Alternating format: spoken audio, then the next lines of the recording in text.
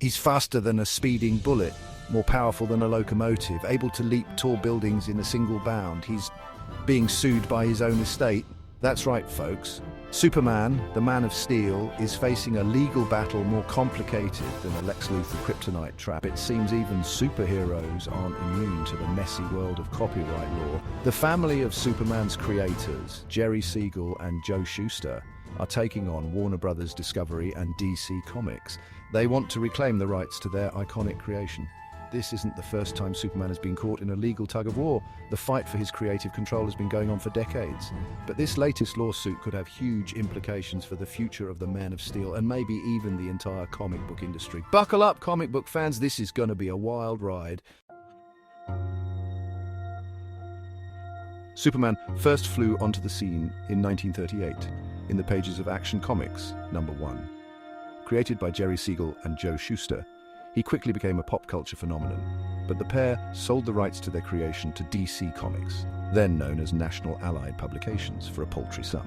Over the years, Siegel and Shuster fought for greater recognition and compensation for their work. They eventually gained some rights back, thanks to revisions in copyright law and public support.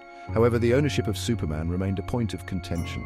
Fast forward to today, and the heirs of Siegel and Shuster are continuing the fight. They argue that Warner Brothers Discovery, DC's parent company, is exploiting Superman's likeness without proper compensation.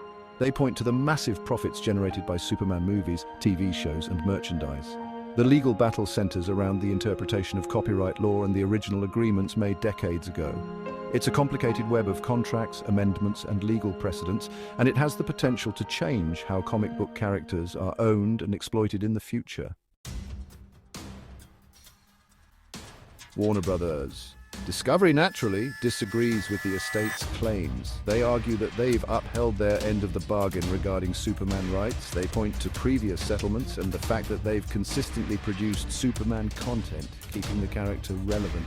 The company claims that taking away their ability to use Superman would be detrimental not only to them but to fans worldwide. After all, who wants to live in a world without new Superman stories? It's a classic corporate defense with the real victims here, but let's not forget, this is about more than just one superhero. This case could set a precedent for how creators and their estates are compensated for their work, even decades after its creation.